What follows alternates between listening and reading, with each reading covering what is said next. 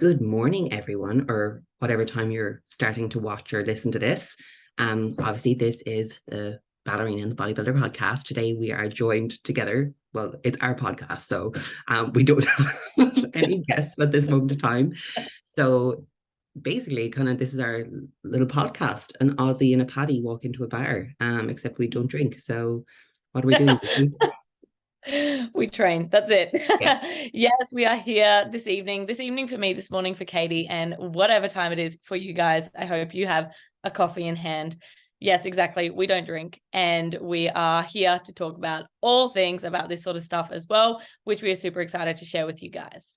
Yeah, I'm not gonna lie. I'm kind of nervous, but I'm really excited. Like it's a nervous excitement. Mm. Um, Basically, like this podcast, kind of what to expect and like what we're going to be doing is just kind of basically talking about all things in relation to fitness, I guess, and kind of mindset and health in general. We're going to we've guests prepared to bring on, which we're really excited about. That'll come down later the line, but we have them organized. Some really cool guests, by the way, as if we weren't cool enough. um, so we're starting off with the coolest episode, but I think it's a really good or really important to kind of give context to who both of us are. And that's kind of what this first real episode is about, is like getting into the backstory of who we are. And this is going to be basically Lucy's episode and her past and her where she is now and why she is or why she's who she is. So yeah, do you just want to kind of get into it? Yeah, absolutely. You've said it very, very well. Okay, so Lucy, a little bit of background on yourself. What do I need to understand about your past, your childhood, whatever it is from your past, to understand you better as the person you are today? Absolutely. Well, I'm sure we're going to get into all of the things, but as a general kind of overview of me, I was a child athlete. So in that, I am one of those people that you just know is going to be highly competitive, highly driven, highly goal oriented. So that kind of explains me when you look at me, because I'm just constantly like buzzing on ideas, buzzing on growing, buzzing on doing all the things, and don't slow down and don't like to stop. And that is maybe my toxic trait as well, but it's one of the things that I love about myself is my ability to constantly be moving forward and pushing the needle forward. And really, essentially, that's why I started on the journey that I did, that we're going to get into, of course, and why it's been so successful in the way that we've been doing everything so far. So for me, child athlete, I was homeschooled a lot of my life, which obviously meant that I didn't have the normal life of a regular teenager. I'm a twin, so that's why I'm weird. And born because twins are like all weird. Like I can say that I'm a twin. Yes, I have a twin brother. And then I was born in Australia. I've lived here my whole life. I am Greek, but you can't tell looking at me, but that's because the hair is all bleached from the scalp onwards. But born in Australia, raised here, and then was a professional ballerina majority of my life. So yeah, that is like general overview there. Very, very cool. So how early did you start dance? Like what was your first sport when you were a kid? So I started ballet when I was 3 years old. I started a few genres of dance, but 3 years old is kind of like a standard in Australia if you are going to do this for the rest of your life. I started very recreationally, and because a lot of my family did ballet, and one of my cousins was going to the Royal Ballet, which is in England. It's like the biggest, like best school in the world, in my opinion. And so I was always seeing them stretch and like doing all the things. And I thought, okay, well, this looks fun. And they thought I was flexible. So I tell this story all the time, but I always said like I was going to be a star. Like I just knew it when I was younger, because they would say it to me. Yeah, literally. They would like stretch me and be like, oh, Sharon's my mom. They'd be like, she's just going to be a star. And it was the strangest thing, but like that pressure from 3 years old is like kind of cooked, but you just move through it. And so I started dancing, doing all the things there. I don't even know if I liked it or not, but I was just doing it because I was like good at it. And then when I was about 15 is when I went full-time ballet, and then everything progressed from there. So yeah, very young.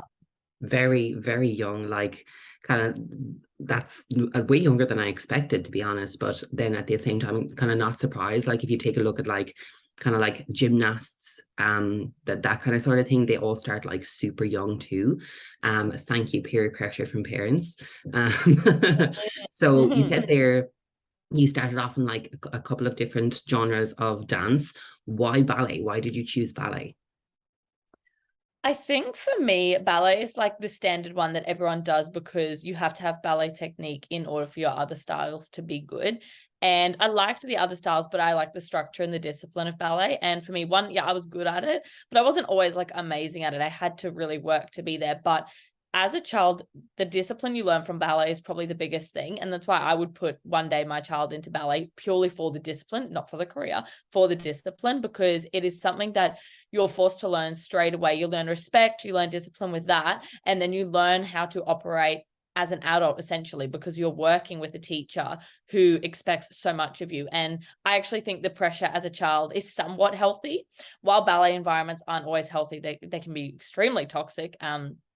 They can also be really, really, really healthy and foundational for a child growing up. So I really loved ballet because of the structure and the discipline. And I wouldn't call myself a very creative person in terms of like dancing. I used to hate if we had to like make things up. Actually makes me feel sick. I just like being told, this is what you do it. And I'm like, yeah, fabulous. Like, that's why bodybuilding is so good, because I just execute, you just do it. And it's so good. So that was always really enjoyable for me, just to like do what I was told and essentially be praised for that as well, of course. Love it. Absolutely love it. So that makes a lot of sense as well. Like when we're kind of forced into those like environments where like we're always told what to do, sometimes our creative outlet isn't nurtured as children or growing up. So then we have like quite a difficult time actually like being creative or entering a creative process. But I don't think you have trouble with that now in terms of like how you like approach your business and your social media and things like that. I think you're like one of the most creative people that I know now. So moving on, well, not moving on, but kind of like talking there in terms of like with being as a professional dancer from such pretty much like a really young age. You said there, you touched on it, like you were homeschooled for like basically up until like you were 15.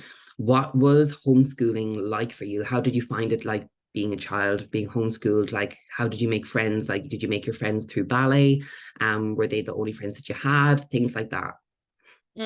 Yeah, so I left school in Australia, it's year 7, and went. So the homeschooling that I was with is called like distance education. So essentially, what you do is like your parents don't teach you, you teach you, and you have teachers in. Well, they were in Cairns for me, which is another part of Australia, and it's all online. So everything you're learning to do is online, and this is before like. I don't know. I don't think online education was a massive thing. So it was really new for me and my family, and also the dancers that I was with. I was the youngest at full time. Of course, I was like, I got to be with the older girls and I got to be pushing, So that was year 8 that I was full time, and I started that distance education process, and we would have a tutor come in and like do a little bit of help with us, but I never like sorted out. I was like, no, I can do this on my own. And honestly, I loved the education side of distance education, because for me it was the independence. Oh, if I want to be 2 weeks ahead of my schooling, I can do this all day Sunday and then focus on my dancing the rest of the week, which was really liberating for me. But in turn, it is quite isolating. I was lucky to have a twin brother, so I did have social exposure through him, I would say. Other than that, all my friends were dancing friends only, 100%. And dancers are like a different breed. Like, honestly, they're a different sort of person. The way they talk, the way they interact, the way they communicate, like it's just like another level.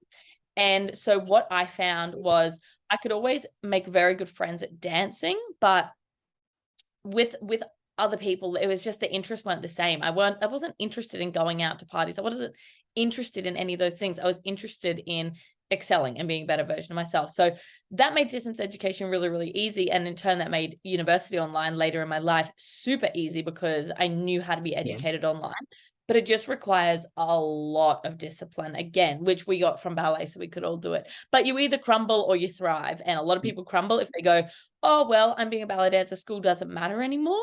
But my parents held me to a high enough standard that it was like, okay, well, if your brother's getting good marks at his, nice school, you have to as well. So it was something I'm very grateful for. Absolutely. Very, very cool. Like that's a really interesting thing, because like homeschooling back like where I'm from, like it wasn't a thing. It was just a thing that we kind of saw on like American TV. And I never really kind of like understood how homeschooling worked. And like I'm still kind of lost for words now, like in terms of like being self-taught as a homeschooled child. Like it doesn't make sense to me. So that's very, very cool. And to see how successful you were and are because of it. And definitely like it definitely helped you with obviously moving into like more of an online platform when like moving into university during the past few years. Like even when I went to university, like yeah, there were some bits that were online, but it was all in-person lectures. Like you had to be at your lectures in person. God, I sound so old right now. So with that being said, university, what did you study at university and why did you study it? Well, I did the typical thing that an ex ballerina would do. I went into nutrition, of course. So I started my bachelor's of nutrition and food in 2021. It was a 3-year degree. I started in 2021. I finished this year because I like compressed it into 2 years, of course. But it was amazing. I loved it. I learned a lot about food, and it really helped with the coaching that I do. But it was also, I found a lot of the time was things I did already know from just like years of crazy relationships with food. I was Studying like, oh, stuff I've yourself, researching stuff yourself. Yeah. I can relate yeah, to it's like that I've actually. learned Like these. when I went to university, like I was just like, I know all this shit already. It's like, even if I learned it in a really toxic way, I definitely know this. I Yeah. was like, you can do this better. But yeah. Well, that's what I was about to say. Like, I know this stuff better because of my Yeah, toxic in the toxic way that I exactly. learned it. And it's Sorry, also I like, cut you off there. oh no, that's But yeah, okay. you got into nutrition. I know that like a part of your stuff is counseling as well. So when did you actually start like becoming a counselor? So in the 2020 lockdown era in Australia, I was still working as a dancer, but it's really hard to lock down in your house and be a dancer. So they gave us like little ballet bars and stuff, and we had to be on Zoom all day technically. But I was not in the best way in that time, and so I needed something to funnel my energy and attention into. I think I just graduated year 12 like a year before or something. And so I found a diploma in counseling, and I've always been big on helping people. It's always just been like my trait in friendships, relationships, everything is like, I want to help people. And I think essentially that comes from when you've had struggles with mental health. It's like you want people around you who can help you. So you want to give that back as well. Yeah. So I was like, I want to learn about my brain and the way it does these really weird things all the time. So why don't I go and study it? And that's essentially nutrition as well, right? So I studied my diploma of counseling within a few months. And it was like hilarious, the whole experience, because it was all online again. But you could go in person and do stuff, but obviously with the lockdown, we couldn't. So my poor mum, we would like record these videos at home, and we had to do role plays.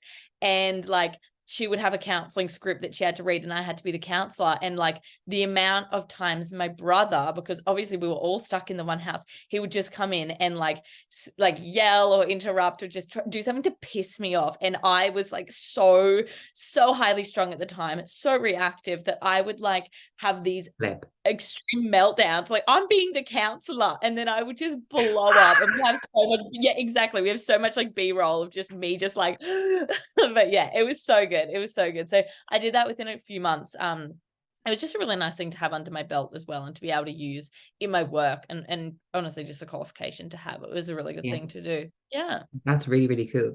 So obviously, let's say with ballet and with how seriously like you took it throughout all of your childhood and your teenage years, was there like any kind of time outside of ballet to have any other sort of hobbies? No, not at all. Not No. at all. Yeah. No, I it's would just say killer. because it's literally like sun up until sundown, like you said there, like even like through COVID, or through the pandemic, we shouldn't have said the C word. Um, we will say other C words. Let me tell you that. Um, um, but through the pandemic, like you were saying there, like you're on Zoom all fucking day with your ballet bars and stuff. So that's insane. Like I didn't even realize like that was happening. Because I know that like even through some of the pandemic, like you still had to go in to the dance um the dance studio, the school. Wow, Katie. So kind of segueing, and kind of one of the kind of the major topics, I guess, like of this podcast as well, because it's something that we really like connected over and bonded with.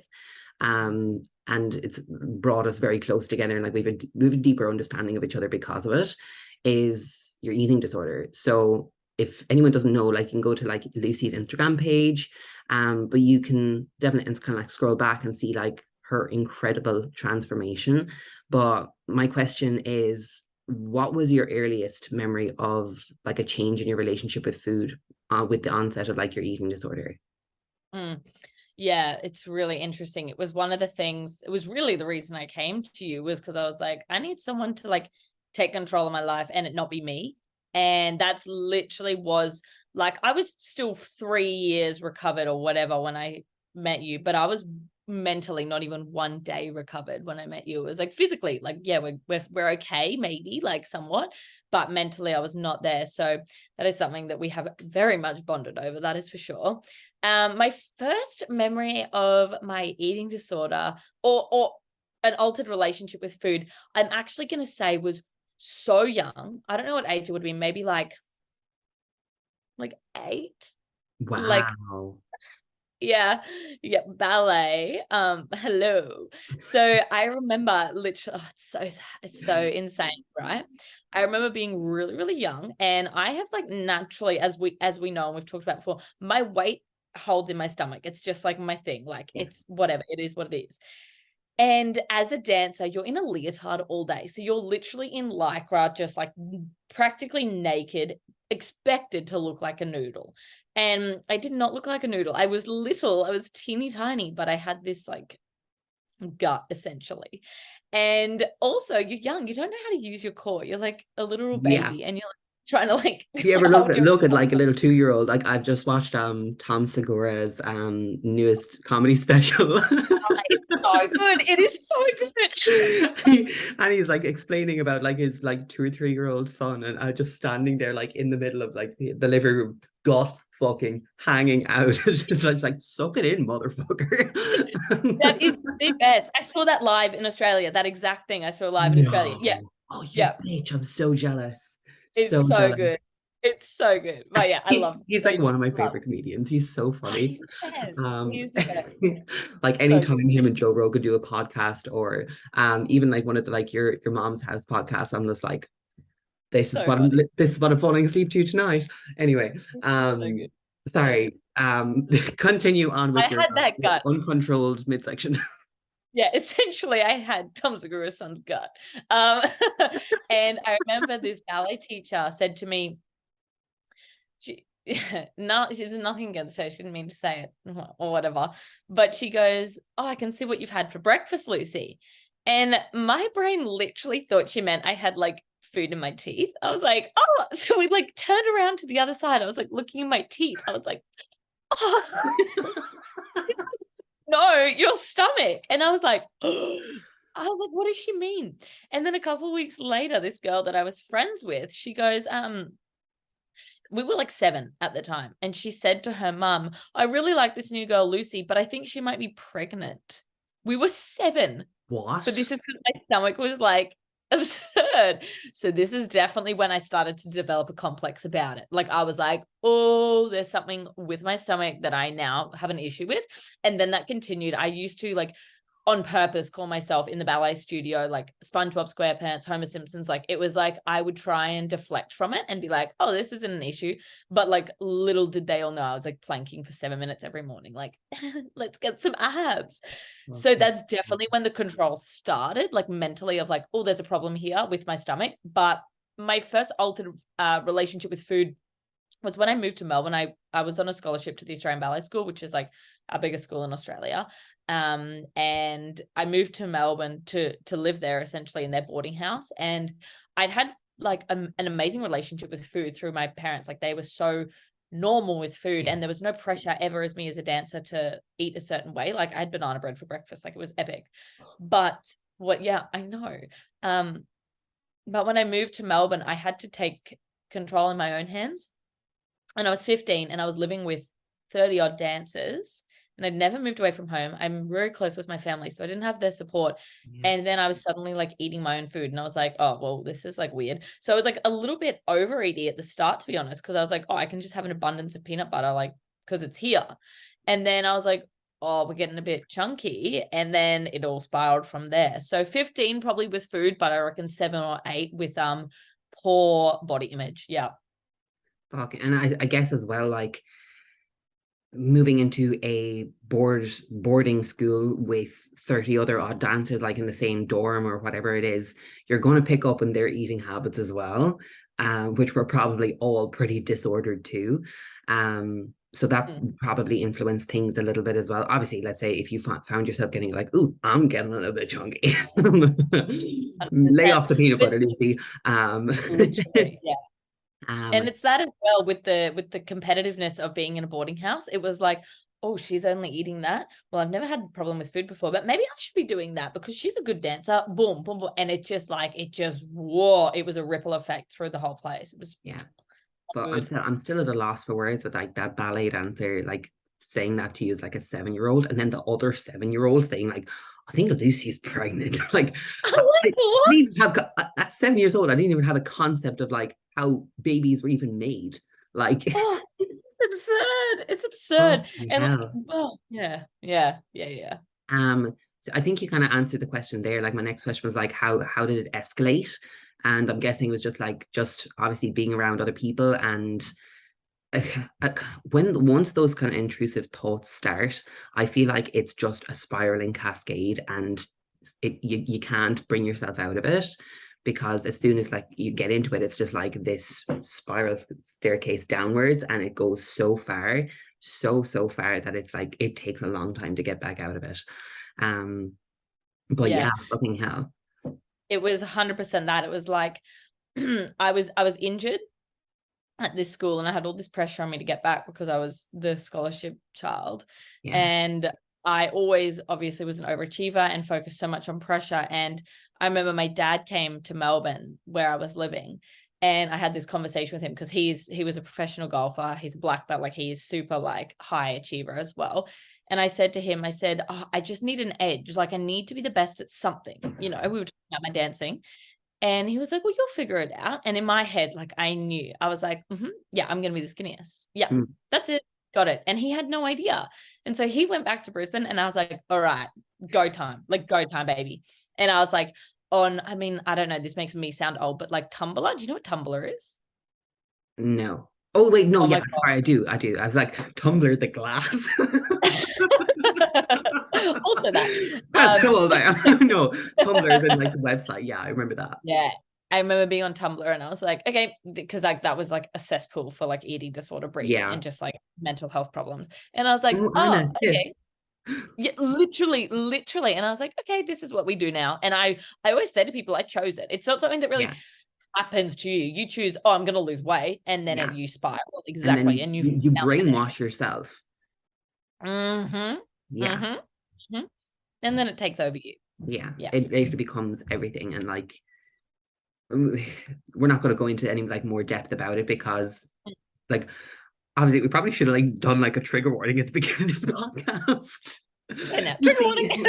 um, but anyway, because like if we go into any more depth about it, I don't think there's any like real need to, just because like it could be triggering for some people. But the shit you do when you have an eating disorder to this degree, it becomes absolutely insane. Like even if like we were to go over, let's say, what our full days of eating would look like on like when we were eating, it's literally like water, Air, bit of air. bit of air. Yeah, nice. Yeah, so like that would be literally like what a full day of eating would look like for days on end for me anyway. It was just like I cannot eat. So yeah, anyway, moving swiftly along. Yeah. And Can I say just to disclaim as well, everyone, like Katie and I are obviously like years and years and years and years past healing from our eating disorders, and we are very good now. So that is why we are in the capacity to be able to speak to it the way that we do and have humor with it, because it's part of our way of coping with the past as well. Yeah. So if you are struggling with anything, come to one of us and talk to us, obviously, but And we won't laugh in your face, I promise. yeah. Just at ourselves. The laughing is like nervous laughter. But yeah, Yeah. whenever you Yeah. go through some deep dark shit in your past, it's just one, it breeds comedy, and two, dark humor. And that's how we deal with, let's say, like traumatic experiences from the past. Well, that's how I deal with it anyway. Oh, yeah. Yeah, so thank you very much for adding that in. And yeah, but definitely like my messages are always open. If anybody else like needs like some advice or just wants somebody to talk to, like my DMs are always open. My email is in my Instagram link in my bio as well. So yeah. Okay. Moving into like more controversial topic and like kind of something that we're going to talk about later on, as well as how did you first find bodybuilding? Interestingly, I don't even know if you know this. This could be interesting. I actually first found bodybuilding when I was in my eating disorder, but as hope. I saw it as like, oh, there's a different way you can look. And these people aren't starving themselves. And they're really freaking strong. And this is actually fucking cool. And they were all hot as well. Like, so that was a perk as well. But honestly, I found it through like, obviously when I was off of dancing and everything at the time, recovering, I was watching like heaps of vlogs and like prep vlogs and stuff like that. And I was like, oh my God, these bikini girls, like I'd never seen them before. And I just really got into it. And then I went through my phase of I'm going to train like a bikini girl without a coach. So I did delts like 27 times a week and glutes. I didn't really do glutes because I was terrified of training glutes, as we know, because I was still a ballet dancer. And I tried to teach myself how to train and it was just absolutely tragic. And then I thought like I was going to I started training biceps all the time. I don't know why. I was clearly didn't know what bikini was, but I was just training biceps like all the time on my own. And then I kind of just always followed people, looked at their stuff, thought it was really cool and interesting and thought, oh, I definitely want to do that one day. Like I want it to be something I tick off one day. But obviously being a dancer, you can't do both. And I do remember once asking you, hey, do you reckon I could like do both? And you're like not right now. No, not really. Okay, I'll quit ballet.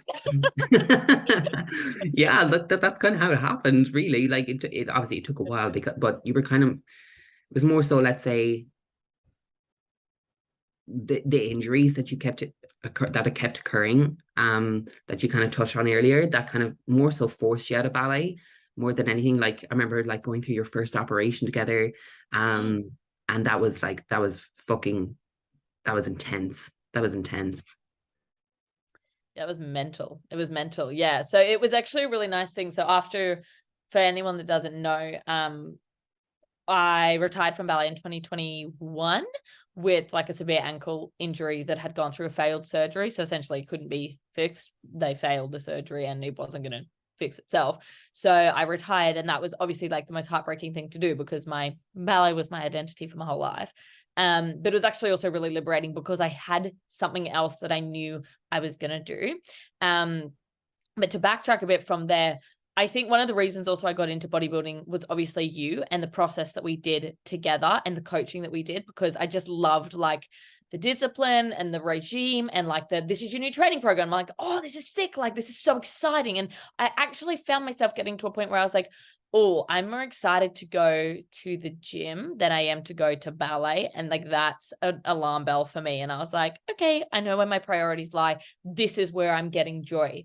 And I think for both of us, well, I'll speak on behalf of both of us, but I think it's the case, is like, with having the eating disorder in the past and also being child athletes and stuff like that, we want to keep fueling that our whole lives. We want to put energy into something. And for us, it's like, well, how strong can I be? And how jacked can I be? And how perfectly can I do my lifts? And it's something that allowed us a sense of control, but also freedom. It allows us freedom because we don't have to think, oh, what am I eating today? We just know, oh, I just eat my thing today. Cool. I move on with my day. I'm not going to think about 25 different versions of a meal. It doesn't even phase us. And then I know for myself, the gym became my therapy. 100%. The gym is that place where my brain turns off and I can just do my thing. And it's like so empowering. And also, lastly, is like, when you have been used to being like skinny, skinny, skinny, skinny is best, and all that bullshit, when you can start to see like, oh, like I'm low-key jacked, like I've got like a fucking delt on me, it's so liberating because you actually get to see your body in a powerful way rather than a disempowered way. And it just changes the game, in my opinion. Yeah, absolutely. Like somebody asked me a question a while ago and I wasn't in the best mental headspace to answer it at the time. And the question was, why bodybuilding? Why do you do bodybuilding? And I've known the answer for like a very long time. Like when I first started bodybuilding, I knew the answer too. But in that moment in time, like I was just kind of caught off guard and I was like, oh, for self-development, which is true to an extent. But for me, the answer has always and will always be, I wanted to be able to do something where I was able to be proud of my body versus being ashamed of it. And because with an eating disorder, there is just so much shame associated with it.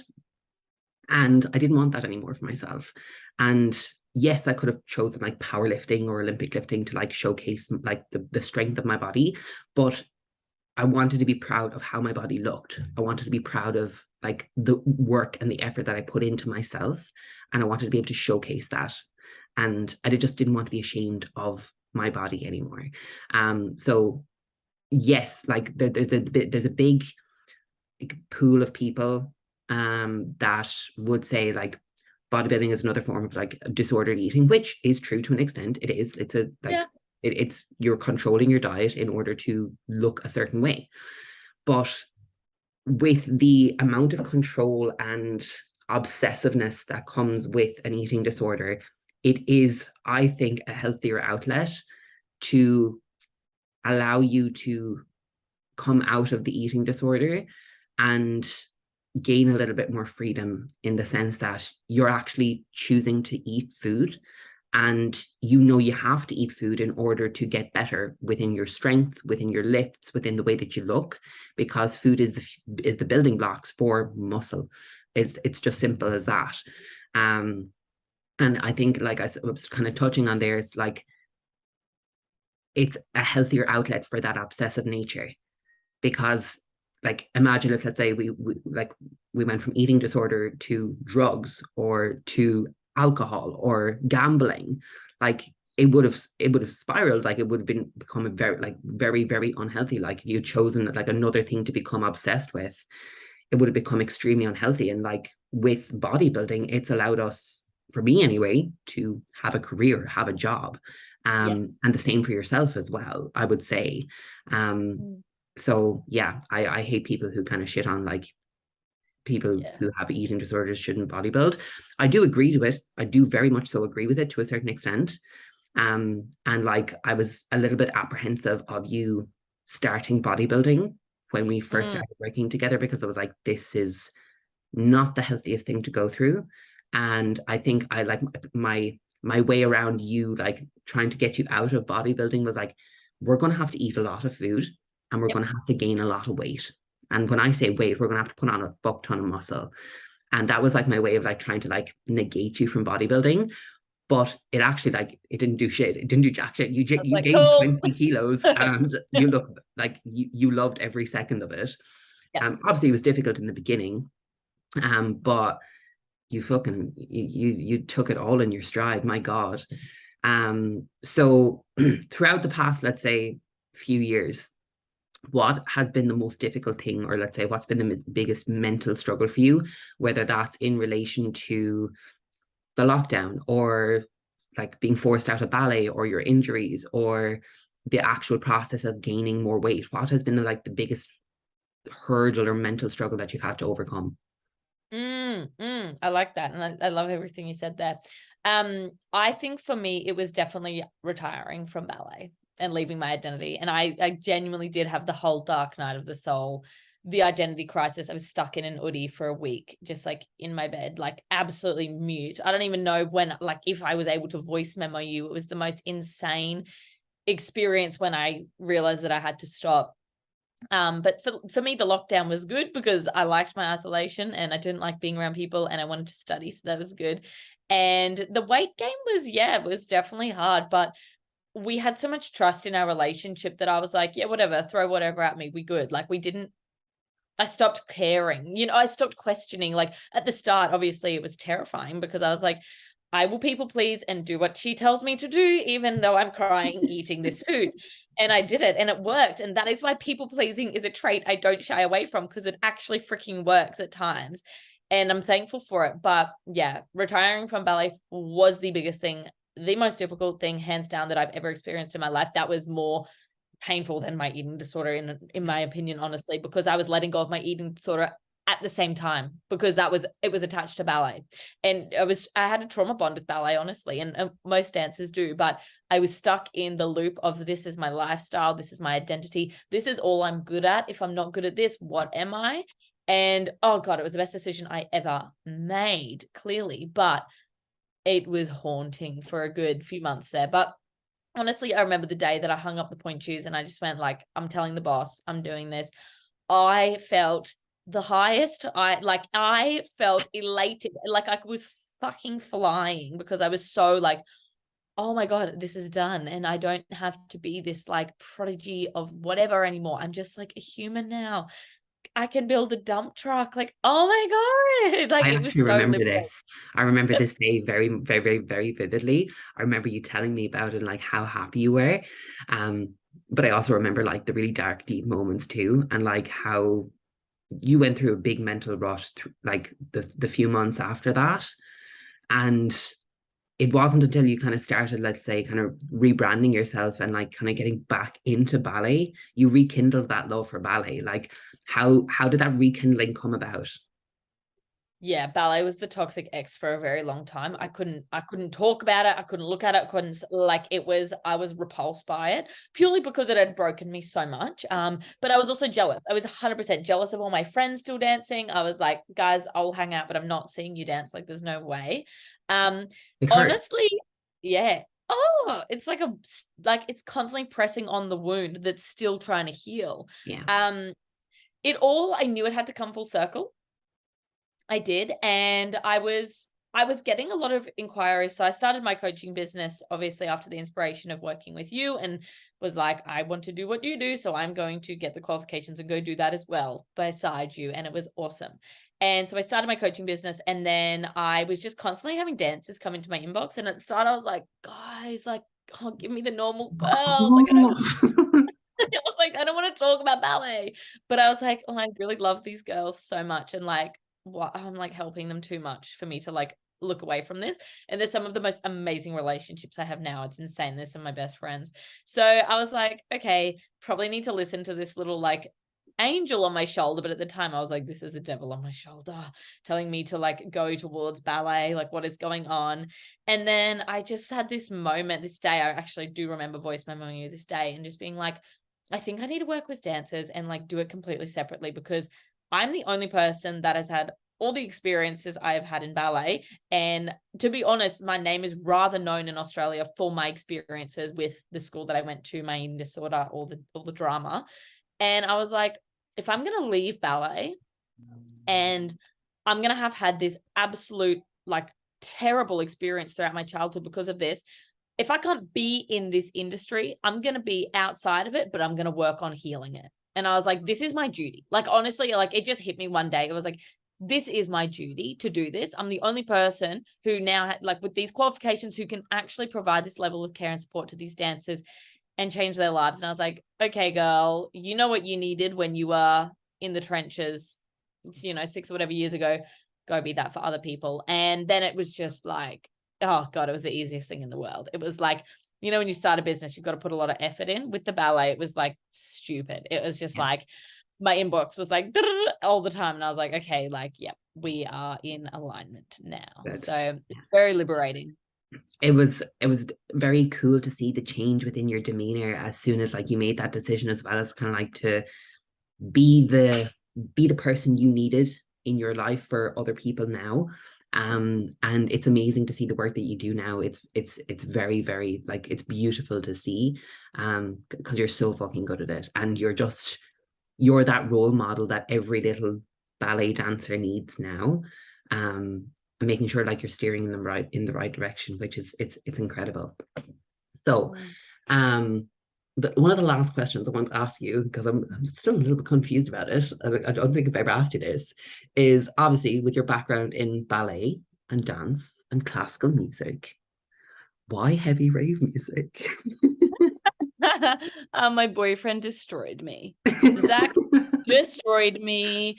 For anyone wondering, my boyfriend's name is Zach. He's a legend, but he destroyed my brain when it comes to music. So obviously, like, okay, this is how I see it. When you get into the gym, you start on like kind of like chill music and you're like, oh yeah, pumping up a little bit. And then you get into like some light EDM and you're like, okay, this is like heavy. I remember like the music I literally would fall asleep to now. I used to be like, babe, like listen to what I'm listening to. This is so heavy. Like this is hectic.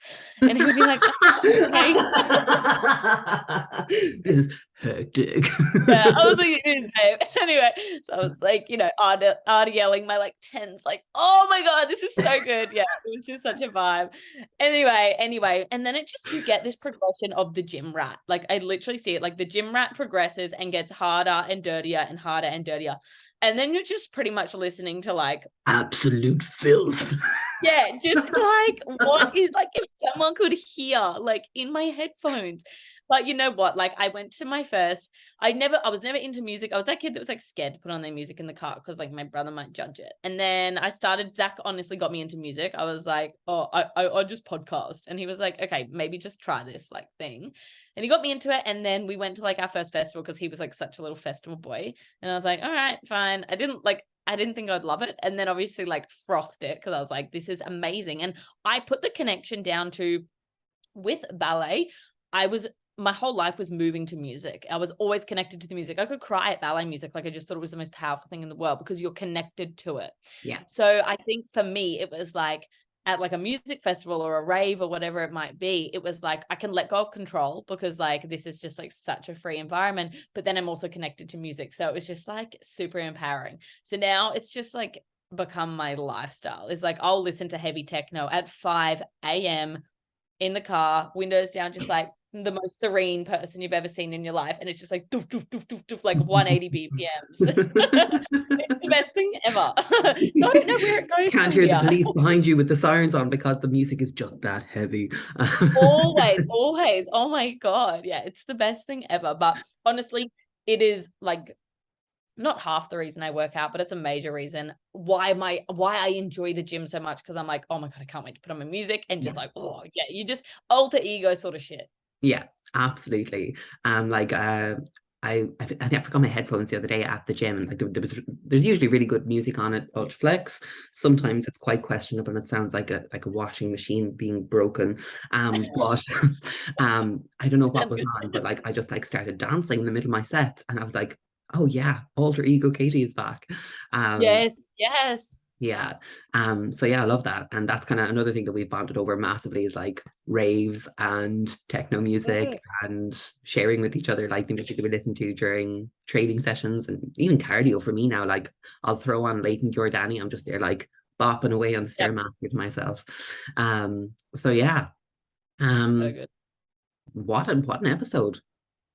So good. I reckon so good for a first episode. Yeah. We're killing it. Natural. Well, we'll let the audience decide. Please give us 5 stars. I'm just like, my ego is too big for this. I'm like, it's already so that was good. amazing. Yeah, it's gonna be top charts. Number 1 tomorrow. Yeah, I reckon. Manifest it. 10,000 downloads the first episode. But anyways, so yeah, that was amazing. So we'll wrap it up there. Beauty. Yeah, we haven't really talked about how we're going to wrap up these episodes. We should have talked about they kind of just rolling on. But yeah, thank you everyone for listening. We really appreciate it. Give us a like, give us a subscribe if you want to hear some more of what we've got. Or unsubscribe, hit the dislike button, report us. If you want to be that person today. But I think we know anyone listening to this is going to be a legend. Yeah, I think so. Yeah, for sure.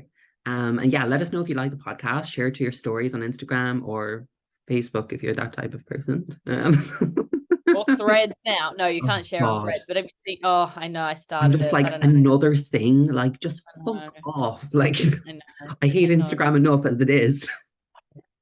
No, I'm way too addicted. Ding, ding, ding, ding, ding. Who's the first person to watch the stories? Lucy. Guilty. Guilty as charged. Well, Oh, I don't know so what good. I'm saying. I'm always the first to like watch yours as well, I think. Well, I think so Yeah, anyway. you're in there. You're in Um, there. yeah, anyway, that's it for now. I'm excited for all the rest of the podcast to come. Did you know like the key to a successful podcast is if you can make it past like the 10th episode, like most like 90% of podcasts fail because they haven't gotten to their 10th episode. So we're getting to 11 and then Yep, we will do 11. We are overachievers over here. So yeah, no, Yep. we're going to be continuing, I hope so, past Yes. 11 episodes. So yeah, anyway, okay, we're just fucking rambling now. See you next Standard. time. Bye. Bye. Okay, you had to stop recording.